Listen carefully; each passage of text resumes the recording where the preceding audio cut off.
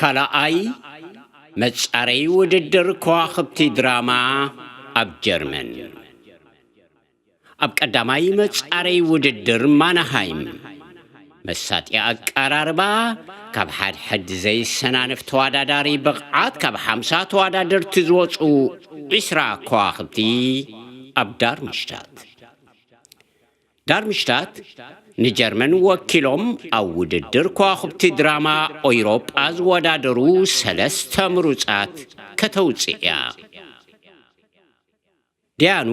ውድድር ዓበይቲ ስነ-ጥበባውያን ነጭ ፍስሓጽን መስፍን ተስፋ ገርግሽ ማዕበል ኪሮስ ገብረ ሚካኤልን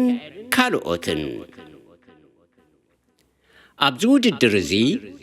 ናይ ቅጽበታዊ መድረኽ ምዕባላዊ ድራማ ዓበይቲ ተዋሳእትን ተዓዘብትን ክህልዩ ደረፍቲ መስፍን ተስፋ ገርግሽ ማዕበልን ካልኦትን ዝሳተፍሉ ኮኸብ መድረኽ ኣማኒኤል በረኸት ዝጻወተሉ ወጋሕቲ በለይቲ ምስ ሙሉእ ጉጅለ ሙዚቃ ኣሎ